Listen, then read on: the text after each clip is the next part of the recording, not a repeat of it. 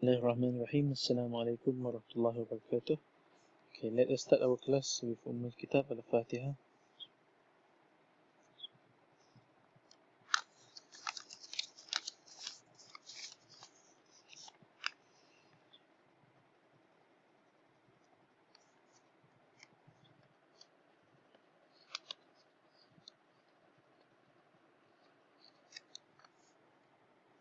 Alright. Today, inshallah, we are going to discuss chapter 4, and the title of that chapter is Connecting. This taken from a book written by the Tricia Armstrong, The Whole Brain Solution. Okay, I'm not going to discuss a lot related to this chapter because this chapter is quite easy to understand, easy to comprehend, and easy to be practiced as well.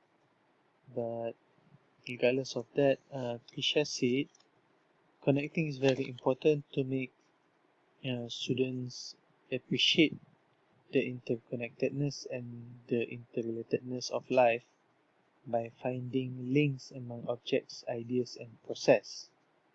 Okay, and these are the gist of the creative and innovative thinking. Okay, that's what she believes. It makes sense as well, because when I read the discussion that is written by Tim Buffer, by buffer.com, this is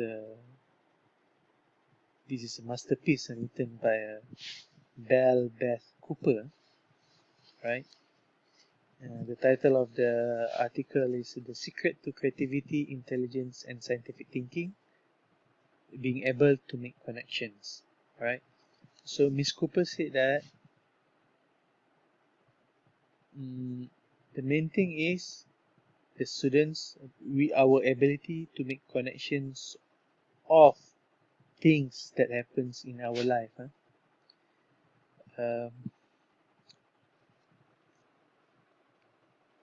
First of all, she strengthened her points by saying that intelligence is something found all across the brain rather than in one specific region. Okay, kita dah tahu yang brain kita ni terbagi kepada pelbagai kompartmen, banyak kompartmen, bahagian-bahagian tertentu. So, she said that according to a research done by California Institute of Technology, she said that rather than residing in a single structure of a brain, general intelligence is determined by a network of a region across both sides of the brain. So, this basically shows that the networking actually help our brain to communicate well within itself and make it live and make it works and functions well. Okay. Jadi dia berkaitan the idea is having a connection. Dia berkaitan antara satu bahagian, satu kompartmen dengan kompartmen yang lain. Dia bukan satu center saja. Okay. So it makes sense when the author Tricia Armstrong wrote in this particular chapter, she said that page 62, cara termudah untuk melihat peranan connections atau connecting ialah dengan melihat connections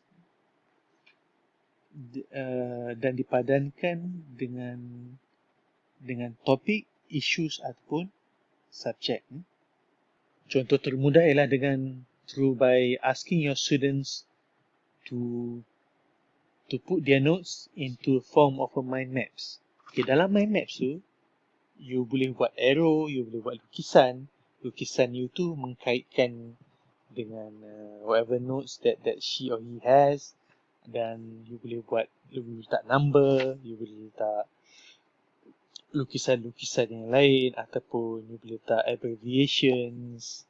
Okay, semua benda tu perkara yang berbeza-beza. Lukisan dengan number dah dua perkara yang berbeza, but because of the connection ataupun linking yang telah berlaku dan dipadankan melalui penjelasan dalam peta minda tersebut, then you could make sense yang connections ni berlaku.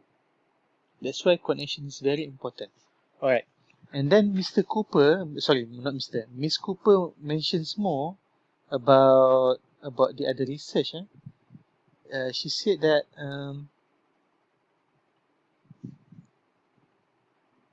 actually our brain is working as a distributed system.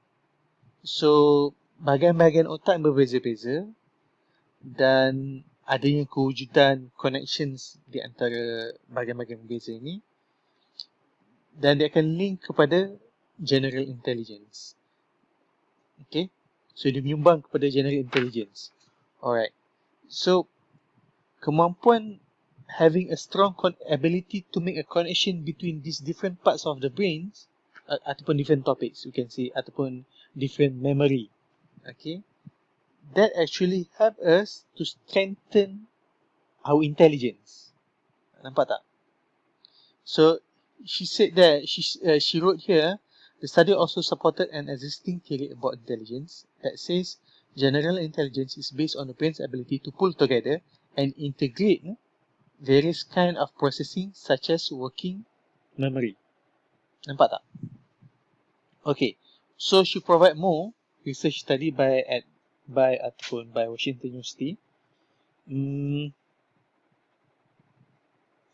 Intelligence actually relied partly on high functioning brain areas and partly on the ability to communicate with other areas in the brain.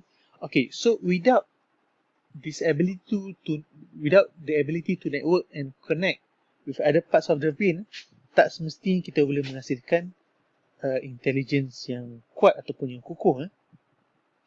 So that's why she stressed again her points of view from this article. I like this article.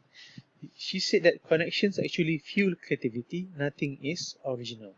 Okay, and then she gave example of a Steve Jobs. Steve Jobs, you know, the Apple founder. Okay, Steve Jobs said something about creativity. Creativity is basically just a connecting things. Our brain's ability to connect stuff that happens ataupun whatever that we saw, whatever that we see. So Steve Jobs said, when you ask creative people how they did something, they feel a little guilty because they did not really do it. Okay, just saw something. Okay, so what he meant is he explained that experience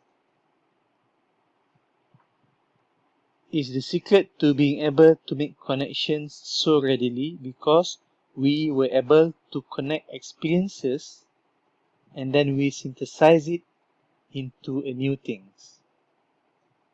Okay, kita nampak pelbagai-bagai perkara, kita make connections, and then we came up with something new. That is creativity. And then Steve Jobs said, and the reason they were able to do that was that they have more experiences, or they have the ability or they thought more about that experiences compared with other people. That's why untuk kita menjadikan kreatif, untuk menjadikan diri kita kreatif, basically what we need to do is we are not supposed to read something that is related to our field only. We need to start reading something that is outside of our field so that we could train our brain how to make connections between whatever that we read. That's one thing.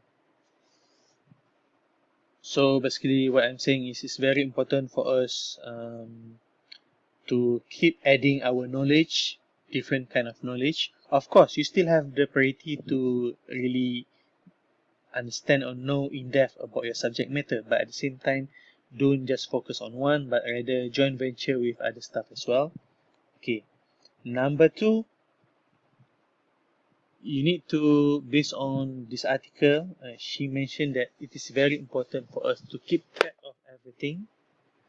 Where and how to keep track of everything, we should do it when we are in a good mood.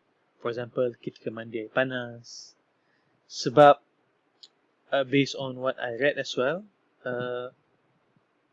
dopamine adalah satu chemical yang tercetus dalam otak, terhasil ketika kita berada dalam keadaan yang relax ataupun tenang ataupun happy. We tend to be more creative when we have more dopamine. So waktu mandi, we think, we We think more, we try to connect things, and then it makes sense. And then we become creative through that. That's what she suggests. Keadaan yang lain, we use a Benjamin Franklin method by looking at our notes. Okay, roll over your notes. Okay, read through your notes, add, flip through, case. Okay, and then review, and then try to make sense of it, or try to think of things outside of the book. Okay, apa perkara yang aku tulis dalam note ni boleh menyumbang kepada perkara-perkara yang lain. Alright, I guess if you look into the book, okay, I like it.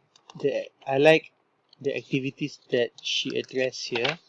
I like it when she mentioned about page 69 when she wrote the importance of making a mind map, and she provides 6 ways on how to make your mind map has the ability to connect to each other, to each of the topics or points that you wrote or you write inside your mind maps. Okay, that is a very good strategy. I like it when she actually used the activities on the page 72 when she mentioned about the Zeno's paradox, where we use the illustrations to connect to the story and to provide another paradox. Okay, so you are thinking outside of the box. Okay, with that, I would like to say thank you, and please refer to the book so that you could understand this topic better. Okay, thank you very much, and have a good day. Assalamualaikum.